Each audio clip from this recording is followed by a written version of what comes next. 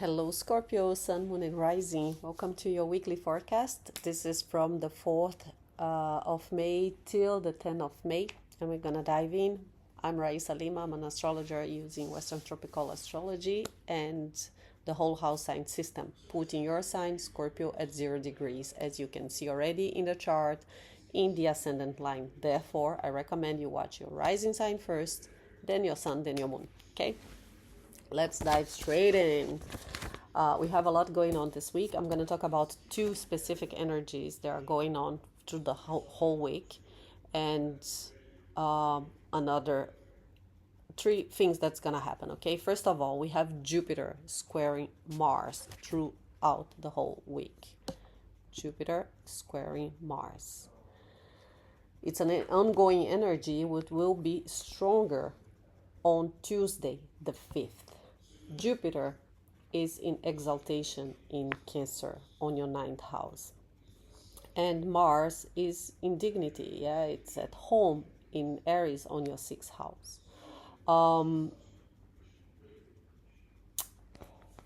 What can I say about that? Jupiter wants to expand in your house of exploration, travel, spirituality, higher learning, adventures, foreign lands. Those are the themes, and Jupiter is here expanding. But there is a tension between him and Mars, because Mars wants action at work, in your duty, in your daily routine, in the things that you do on daily basis. So it's almost like there is a fire, or, by the way, the 6th house is also about your health. So you could feel like over doing things.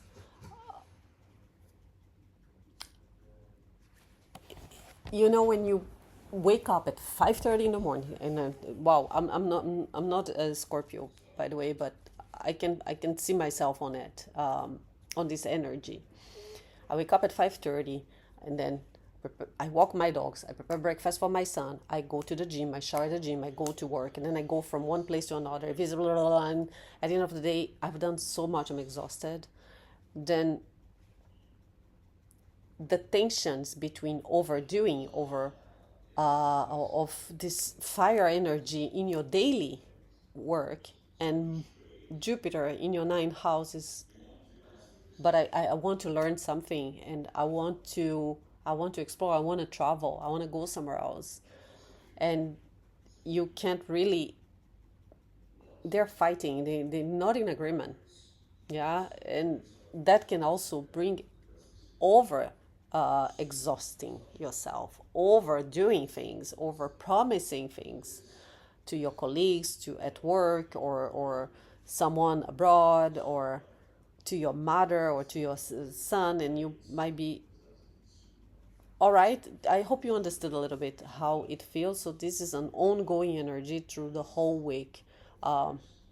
Mars can be aggressive, Mars can be fighting, and with Jupiter expanding all of that, it can bring you to a burnout energy, because it's your 6th house, health. Okay, just breathe in and out. You are a water sign, you need to go put your feet on the water, calm yourself down. Don't let this fire energy, this crazy maze, get you through the whole week.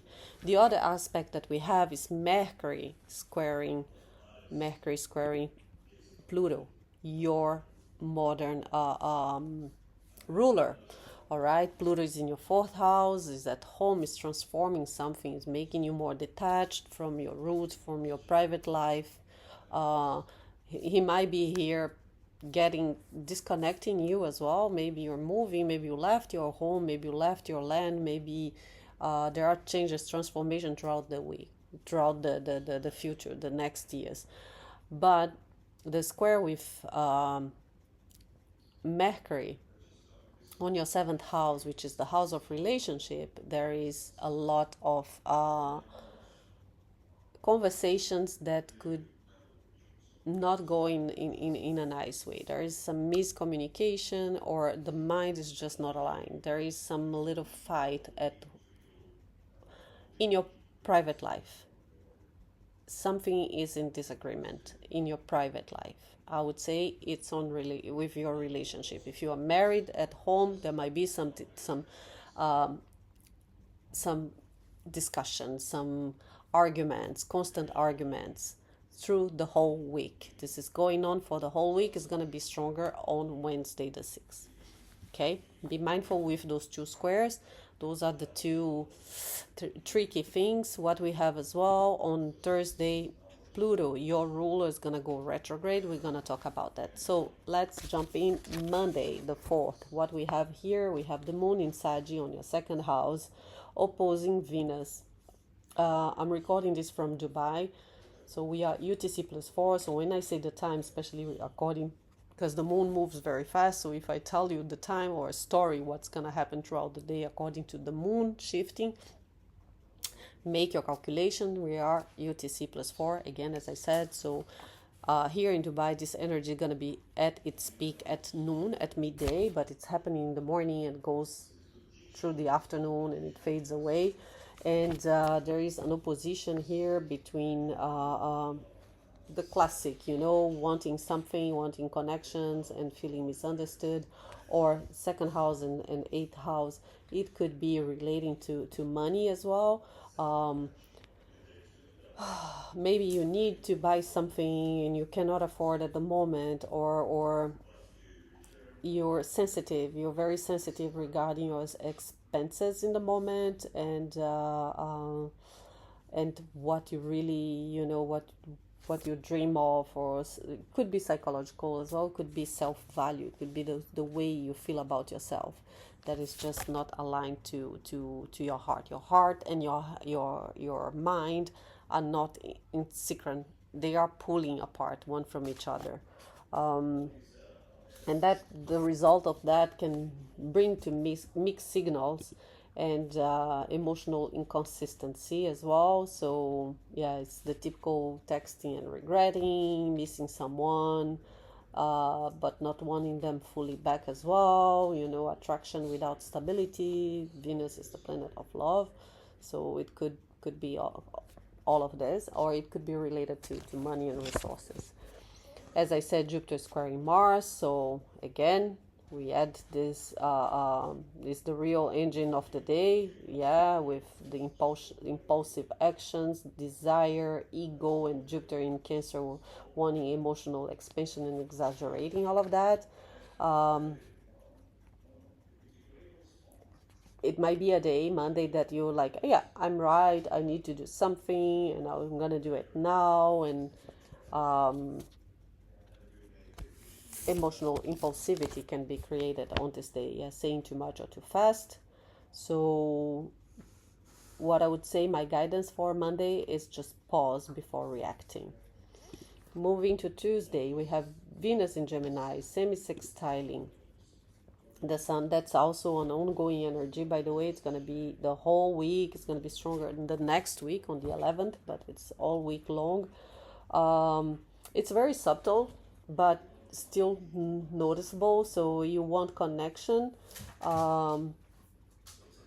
it's interaction, attraction, is love, and you want stability. So you want connection that feels stable, but at the same time, Venus in Gemini is like, yeah, but I want to flirt with everyone. I want to talk to everybody, but at the same time, I want the partner that brings me stability, loyalty. I want loyalty, but I want to flirt with everybody. Typical. Very Scorpionic, I have to say. Very Scorpio. I know some Scorpios, and yeah, you want a stability in your relationship. At the same time, you want to go out and about and flirt with everybody. Good luck with that. We have Mercury semi-sextile Neptune, and here is when the communication can be blurred lines as well. Yeah. What can I say? Because Neptune is in your sixth house, so that could be communication at work with your colleagues or partners or something, and you're mixing intuition with assumption. Yeah, you're imagining scenarios, and not everything you think is a fact. Yeah, some of it is just a feeling. And once again, that's still on Tuesday. Well, we talk about Mercury squaring Pluto. That can be a little bit obsession mode on this day. Yeah, over analyzing, looking for hidden meanings on things, wanting answers. You go deeper and deeper and deeper and deeper because you're Scorpio, you're very intense, and this is what you do. And just be careful because not everything is a mystery to solve. Not everything is a mystery to solve. Especially when it comes, stop thinking about your past, because that's what Pluto does in your fourth house. Okay. Yeah, Wednesday.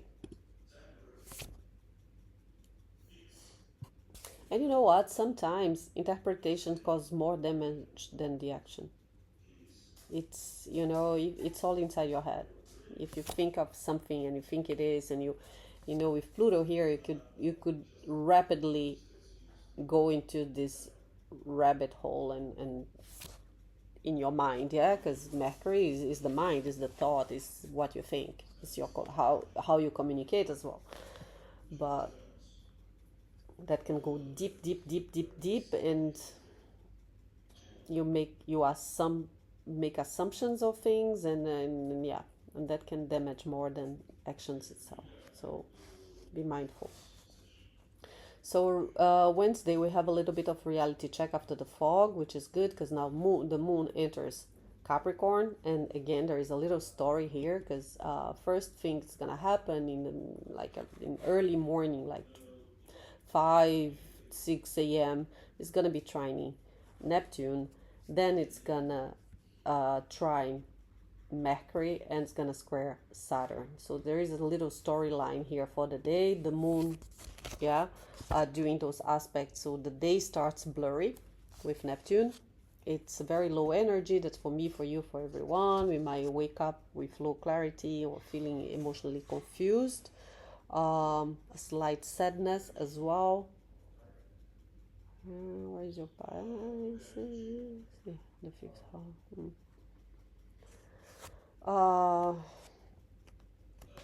Because Neptune rules your fifth house,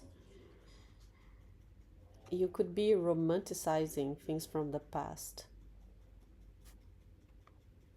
That's in the morning. Because at noon, what happened, the moons will trine Mercury, and that's good. That's when clarity slowly walks in with a cup of coffee. So conversations that help, the thoughts become more structured. You can express what you feel more clearly as well. Yeah. Which is nice. Good communication with partners, with friends, allies. Also good for signing some contracts if you have to sign anything. The third house, the moon is in your third house, which is the house of your mind, but it's how you think, you speak. It's selling. It's the house of social media. It's the house of your neighborhood, short travels,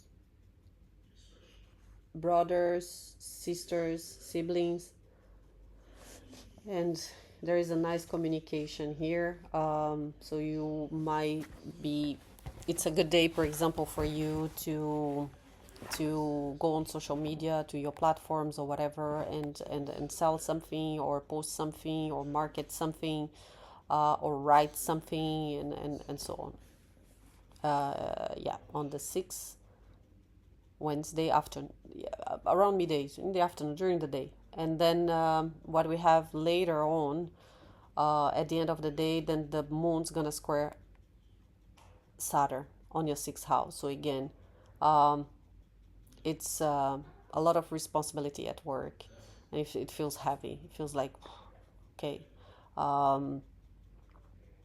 you might feel restricted, you might feel tested, pressured, emotionally distant, disconnected. But yeah, so my then we still have Venus semi-sextile in the Sun. That's ongoing. So the higher expression of all of that is it's a powerful integration if you use it well. You can turn your confusion from Neptune in the morning into clarity with Mercury in the afternoon, and turn your Mercury into actions, and then turn your actions into structure. Get it? Yeah, that's what we have. Stop spiraling and start getting your power back. Let's go to the 7th Thursday now. Big thing, your planet Pluto is going retrograde on your 4th house, meaning all this transformation that is going on in your private life, your family, your home, your foundations, your land, or it could be your roots as well, your heritage, your subconscious patterns, psychological foundations too. The 4th house is also real estate and lands, and yeah, the house itself. It's like rentals and buying properties and all of that. Pluto is here making a change, a long going change. But now he's going retrograde. That means that all this energy is going inward. Yeah, it's control. It's depth. It's control. It's rebirth. It's the underground feeling, transformation in all those themes in your 4th house. You will feel the most, obviously, because he is your ruler, and so he rules your persona, your first house. He's what rules your ascendant. He rules your chart, Pluto, and Mars as well, because Mars is in ancient astrology is also the ruler of Capricorn, Scorpio. Sorry, Scorpio. Yeah. So there is something here that is going inward.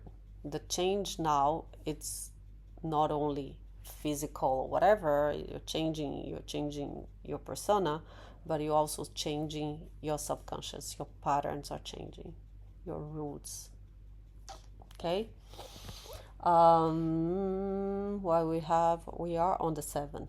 Okay. So we have the moon in Capricorn trining the sun, little story in the morning, opposing Jupiter, and then squaring Mars. Okay, let's start. So the morning starts very strong. Like you got everything under control and everything is fine. The sun is in your 7th house. Yeah, you're emotionally stable. You know what you're doing. By noon, these emotions will expand with this opposition to Jupiter, and then you might overreact, you might overthink, you might overgive, and then at the end of the day, with all this expansion in your emotions, it can bring to a square to Mars, which is impatience, irritations, and emotional reactions. Plus, as I said, because Mars is also squaring, so it's creating a T-square here between the Moon, Mars, and Jupiter. Yeah, expanding, and it's in your work house. So moons are emotions, remember, in your neighborhood, in your thing. So maybe it's this commuting, going to warm the traffic. By the way, through this aspect, be careful with your driving. Be careful with accidents, with fines, tickets, overspeeding. Don't go too fast, And even if you're going to the grocery shop next door, slow down, take a breath. There's a lot of chaotic energy, and Jupiter is expanding all of that, right? And your sixth house, again, as I said, it could be because your third house could be the commuting, the things that you do on the hood, on, like going to the gym, going to the Mars could be aggression, could be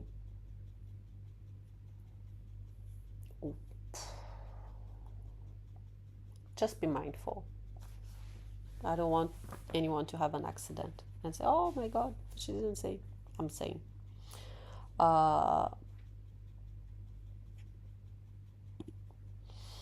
Friday. Oh, Friday is a beautiful day. It's a day of breakthroughs and detachment because now the moon will enter Aquarius. And the first thing it does, well, for us, going to be at noon here in Dubai, is going to be trining Uranus, bringing some surprises. Some surprises at home, some surprises at in money, surprises in with your family. There are some surprises. Expect the unexpected here, but good surprises. You could win the lottery. You could, if you play. Then the moon sextiles Neptune in Aries in the afternoon, and then it will conjunct Pluto in Aquarius, now retrograde. So the moon in Aquarius is very detached. Yeah, it's like you go into observation mode.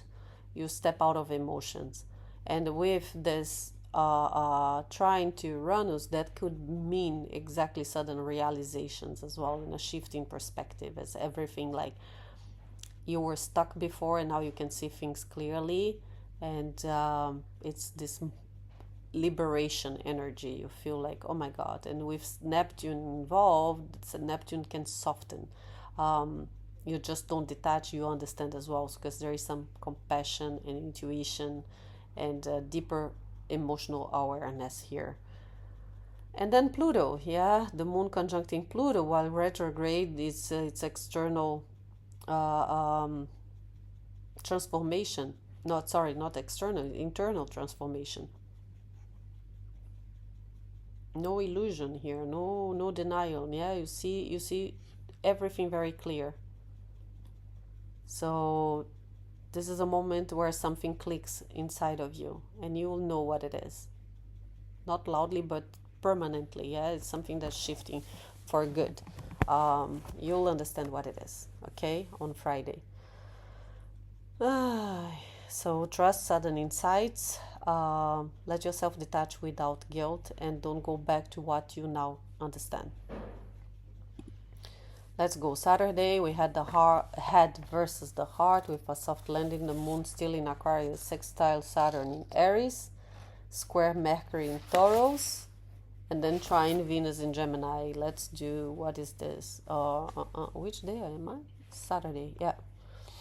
So the morning feels very grounded with the moon sextiling Saturn. It's emotional stability, clear boundaries, practical mindset at work.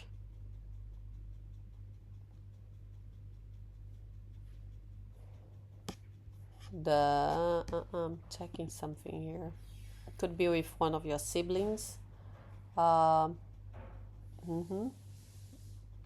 It's good for decisions, planning, doing things properly. Then at noon, the moon will square Mercury. And that can bring some miscommunication again. Overthinking or saying things that doesn't come out right. Then late at night, the moon will trine Venus. Saturday night, go out and about. It's very good for connections, and although it's your fourth and your eighth house, all right, so it's deep. It's with Venus on your 8th house and the moon on your 4th house, I would say if you get to go out and meet someone, there might be some karmic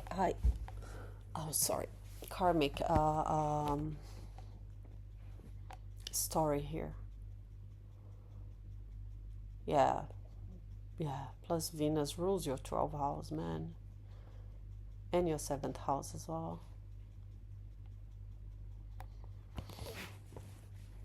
Yeah, Saturday night, whatever happens, if it happens, if you get to, if you're single, I don't know, if you meet someone or if you're whoever, if you're in a relationship, there is some karmic tie, karmic bond, strong one.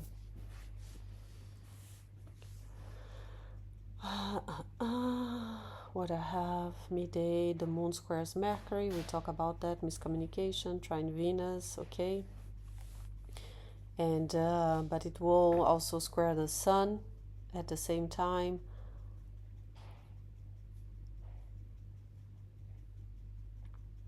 If it's trining Venus squaring the sun, it's almost like remember, as I said, that energy wanting stability in a relationship, but at the same time flirting with everyone around you, and it just doesn't work. And you see, the moon is detached here in Aquarius. So it's almost like the moon is supporting this energy of flirting all around and going out and about and blah, blah, blah. But it's squaring your house of relationship. So if you are in a relationship, there might be, the person might feel extremely insecure because she or he doesn't know, am I the only one, or are we in a third party situation? What is this? What's going on? And that can bring some arguments with Mercury. If you are in a relationship, this is how I feel. It's almost like the person that you're with, that you're dating, is not sure if this is a monogamous relationship, or if you're just exploring, or what the heck is going on, and that can bring into some arguments. Let's move on to Sunday. Sunday is nice. Sunday we have again the Sun in Taurus is sextiling Jupiter, and that's again it's building to exact on the 11th, on the next day, on Monday. But that's when things are flowing. Yeah, it's a big expansion in and good luck in your relationships.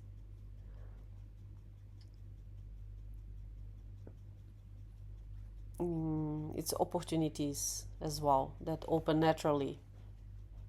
Your confidence feels grounded, you're not forcing anything, but yeah, maybe opportunities in foreign lands, or to, could be as well with the sun here in Taurus, could be about money, about signing contracts. If you're signing contracts, this is a really good alignment. So from the 10th onward, I would say it's a good time for it. You're gonna have good luck and expansion in whatever, it's any legal matters here. So just trust from Sunday onwards. And by the way, then on this day as well, we have something that I call the degree activation. So we have few planets between 19, like Venus, the Sun, and 24 degrees, Mars, Jupiter, and the Moon in the morning. And that creates synchronicities, meaningful interactions, and events that are meant to happen, karmic, fated. Everything's connecting now because all those planets, they are talking to each other. So on Sunday, it's really a faultless progress and aligned movement and quite confidence. So I would say it's a day to say yes to opportunities that might rise, maybe in foreign lands, maybe in your relationship, love life, maybe at work. So all of those are in a good alignment, and take the chance on it. Yeah. Take advantage. So don't overthink, don't force outcomes, follow what feels naturally right, because if it flows, it's for you. And say yes to opportunities. Trust the flow. Okay, that's beautiful. That's what I have for Sunday. So Scorpio, before you leave, let's pull one tarot card and one message from the angels, and let's see what it is that you need to focus on this day. Oops. Oi, oi, oi. Ah! Sorry. Too many cards here popping up. I don't want this ones. Wait. Sorry. I'm gonna shuffle again. I only want one card. You're so intense that everything is falling here. That's Scorpio in your energy. High Priestess. Yeah, beautiful. Trust your intuition. Trust your guides. Trust your mind. Yeah, your gut. And you're very good. Scorpios and water signs in general, they are very intuitive. So the High Priestess is all about tuning into your inner self, and you'll have the answers, especially a man with Jupiter in Cancer here.